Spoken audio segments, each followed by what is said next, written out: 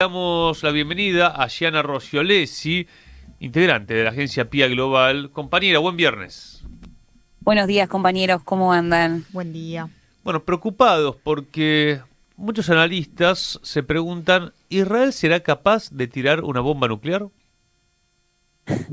Qué tema, ¿no? ¿Qué Qué tema, no? tema. Porque lo venimos preguntando con Estados Unidos y la verdad que es una hipótesis posible porque la han tirado.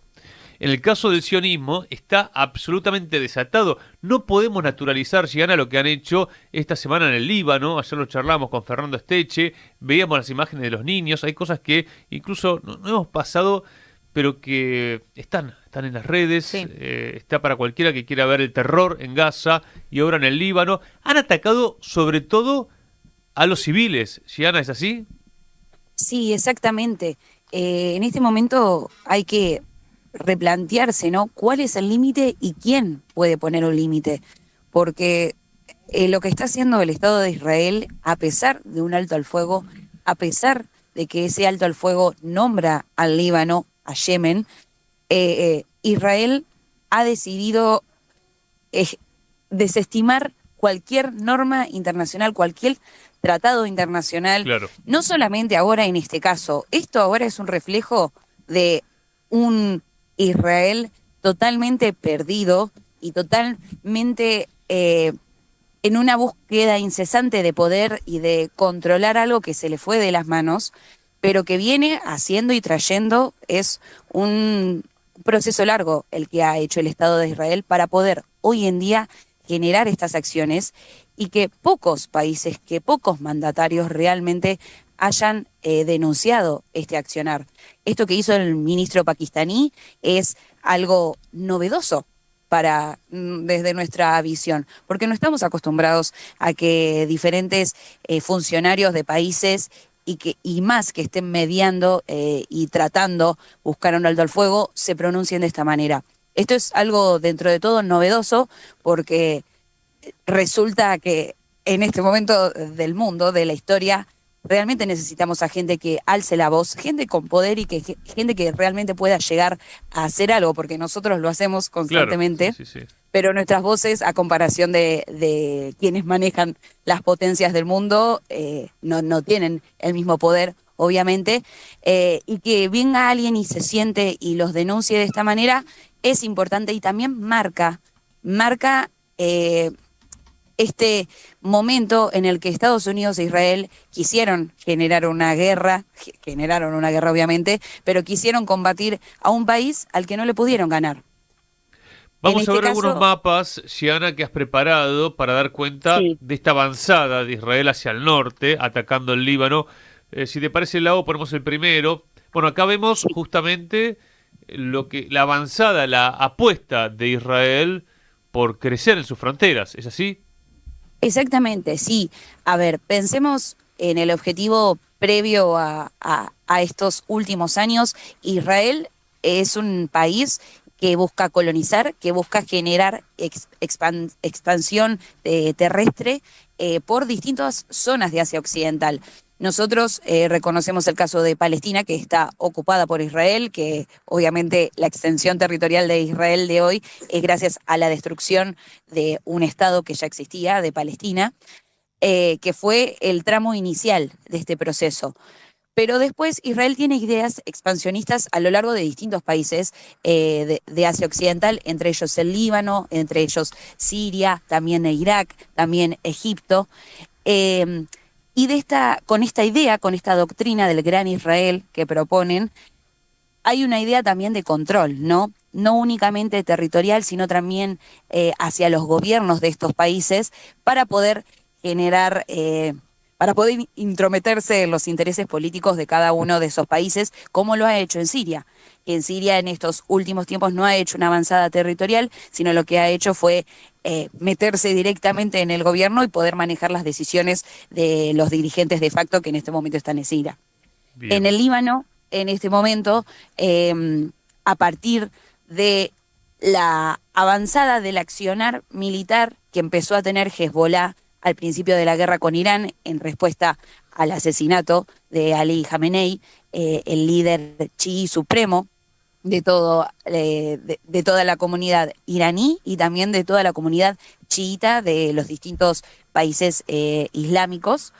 Hezbollah accionó en respuesta a esto y Israel tomó esta iniciativa y comenzó a ocupar más el sur del Líbano. Recordemos que en el 2024 Hezbollah e Israel hicieron un alto al fuego en el que se pedía primero, obviamente, el cese a las acciones militares entre ambos bandos y también que Israel se retire del sur del Líbano, que eran los territorios que había ocupado en el último año.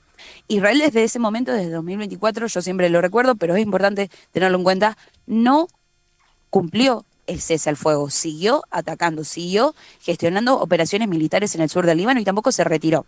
Siempre tenemos esa línea como eje fundamental, que es el río Litani, que es ese río que se ve en el mapa, Sí. que es de donde se le pide a Israel que se retire del sur del Líbano. Israel no lo ha hecho y en estas últimas semanas lo que se ha hecho fue intensificar esa movilización hacia el sur del Líbano. Lo que está haciendo Israel es una estrategia de tierra arrasada, es decir, lo que hizo en Gaza, destruir, destruir, destruir, y cuando ya no queda en dónde vivir, la gente se tiene que desplazar, ahí ponen bases militares y luego ocupan con mismos edificios e infraestructura propia israelí. Ajá.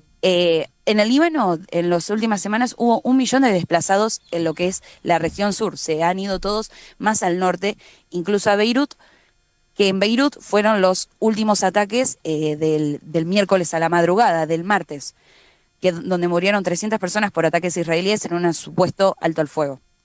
Entonces, en este momento nosotros es importante replantearnos hasta dónde pueden llegar, ¿no? Hasta cuál es el punto máximo que pueden arrasar y pueden hacer también lo que deseen sin ningún límite internacional. Recordemos que Netanyahu es una persona que está buscada e incriminada por la Corte de Justicia Internacional. O sea, él ya tiene denuncias penales, pero igualmente sigue actuando en su función política, en su función administrativa dentro del país, y sigue tomando estas decisiones que siguen generando genocidios, guerras y asesinando a miles, a cientos de personas. En ese contexto también tenemos que pensar el rol de no solo de Hezbollah, sino lo que es el eje de la resistencia general. Bien, vamos al segundo mapa para poder analizar mapa. lo que es Asia Occidental. Para la gente que está por radio, le decimos que, bueno, estamos marcando ahí lo que es Yemen, lo que es Irán, por supuesto. También Irak, que me gustaría que te detengas en Irak, porque ahí se están sacando las bases de encima, las bases yanquis, las bases europeas de la OTAN, y también, por supuesto, está el Líbano y lo que es Palestina. Hamas es parte del eje de la resistencia. Exactamente. Pido disculpas que en ese mapa donde señala los territorios palestinos dice Israel, pero no encontré un mapa del eje de la resistencia que diga Palestina. Pido disculpas. No me gusta ponerlo así, pero bueno, es lo que tenemos también la información, ¿no? Cómo se maneja y cómo se gestiona. Sí, exactamente. Hay una historia respecto de la cartografía, Gianna querida, ¿no? Sí. Empezando por el mapa Mercator, que es el planiferio que tanto conocemos, que en realidad sobredimensiona el norte, claro, dejando chiquito al sur. Pero bueno, hecho por los colonialistas del 1500 en adelante. Tal cual, es una historia que seguimos intentando romper y replantear. Sí, sí, sí. Tal cual. Bueno, ahí lo que estamos viendo es lo que se llama el eje de la resistencia. El eje de la resistencia es una movilización, una ideología de distintos grupos militantes y políticos de diferentes países árabes de la región de Asia Occidental, que en su mayoría tienen el chiismo, la rama del Islam chiita, como ideología. Por eso el asesinato del líder supremo iraní, Ali Khamenei, líder supremo también chiita, repercute en estos grupos porque representa el asesinato de su líder religioso. Pensemos que el eje de la resistencia empezó a existir entre los 80 y los 90 del siglo pasado como una respuesta a la ocupación israelí a los países árabes. Grupos como Hezbollah y Hamas surgieron a partir de eso, de la ocupación israelí. Entonces, tienen como doctrina principal el anticolonialismo y también son antioccidentales, se oponen a esta ocupación, lo que ya les va a dar un enemigo asegurado, que es tanto el bloque israelí como estadounidense, como todo Occidente, la OTAN, la Unión Europea, pero a quienes ellos constantemente luchan y buscan detener sus objetivos es principalmente Estados Unidos e Israel, porque son quienes más ocupan esta región. Los grupos del eje de la resistencia se manejan principalmente a partir de la directiva iraní, de lo que es el cuerpo de la Guardia Revolucionaria, para articular un movimiento que busca esto, ¿no? Entonces, la no colonización de sus tierras y también la búsqueda de la soberanía nacional, porque muchas veces estos grupos actúan en defensa de todo un país que no tiene una estructura política que logre detener esta ocupación. Si los vemos en el mapa, se los llama al eje la medialuna chií por cómo están ubicados, porque forman la medialuna típica de la simbología islámica. Y también estos grupos van a tener algo que se va a llamar la mukawama. Esto es la idea central de la resistencia. ¿Por qué la resistencia? Porque ellos no buscan la destrucción de quienes consideran sus enemigos, porque reconocen que no tienen la potencialidad equiparada en cuanto a lo que es todo el desarrollo armamístico, militar, táctico de sus enemigos, sino lo que buscan es la negación de esos objetivos que ellos tienen. La victoria para la resistencia es sobrevivir, y eso es una doctrina fundamental para ellos. Sobrevivir, también martirizarse en nombre de su pueblo, pero lo que buscan es que sus países, que sus territorios sigan existiendo y sigan sobreviviendo. Por eso es tan diferente el rol de la resistencia, porque lo que ellos buscan es mantenerse estabilizados, mantenerse en sus países.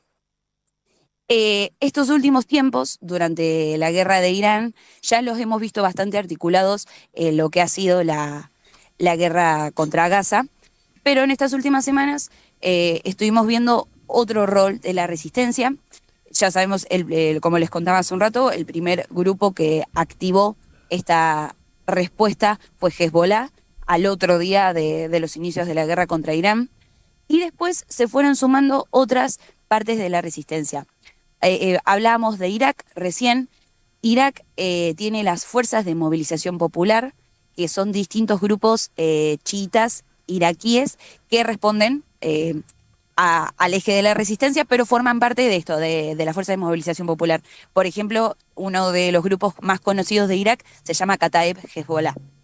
Estos grupos lo que hicieron fue responder de la misma forma que estaba respondiendo Irán a los inicios de la guerra, que era responder los ataques estadounidenses e israelíes atacando bases estadounidenses en la región.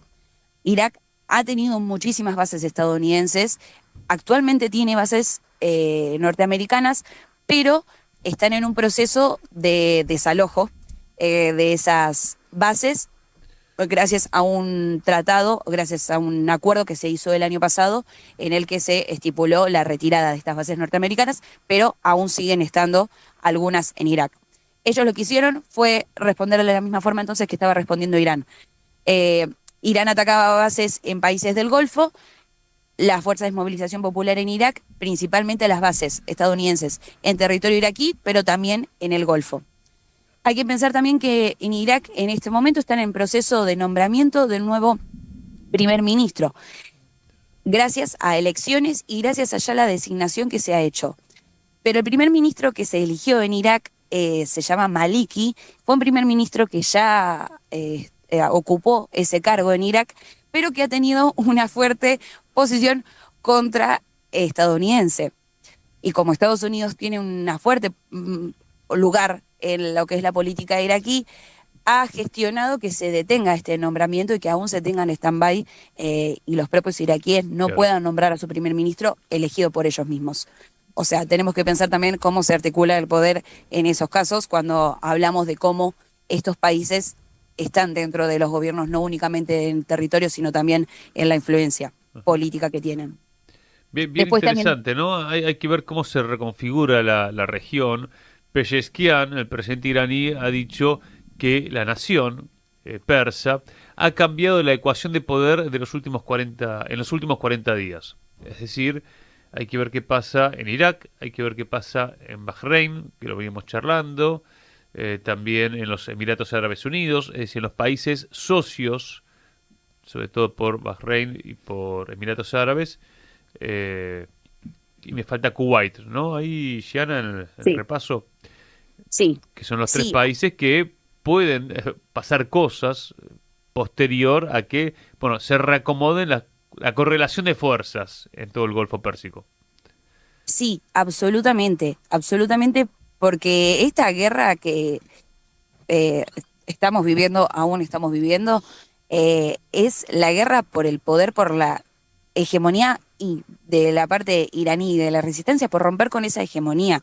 Claro. Pensemos que lo que está haciendo Irán en el estrecho de Hormuz con quitar el dólar como moneda y poner el yuan chino, eso es un ataque directo a los intereses hegemónicos de Estados Unidos, Sí, no solamente en la región, sino en todo el mundo. Lo bien. que está haciendo Irán es decir, che, fíjense que ya no son tan poderosos, ya no tienen tanto poder en nuestra región y que nosotros también tenemos la capacidad de desarrollarnos por nuestros propios medios y por elegir nuestros propios intereses. Eso es clave y Irán se puso esta batalla al hombro, pero representa a muchas causas de muchos países que han sido ocupados y que actualmente también son ocupados por estos países. Y retomando ahí un poquito, también en el Golfo vamos a encontrar a los hutíes de Yemen, que hemos hablado varias Claro. veces de ellos. Ellos tuvieron un rol muy activo en lo que fue la guerra de Gaza, principalmente porque bloquearon el paso de Bab al-Mandib en el Mar Rojo. Hicieron lo mismo que en el Estrecho de Hormuz, pero lo que es la región del Mar Rojo. Su participación en esta guerra no fue tan activa desde el principio, sino que tuvieron una mirada más cautelosa, porque recordemos que Yemen también está atravesando sus propias guerras internas. El año Tal pasado el cual. sur sufrió toda una movilización y ataques. Lo que quedó Entonces, claro, Gianna, en estos días es que ha estado coordinado.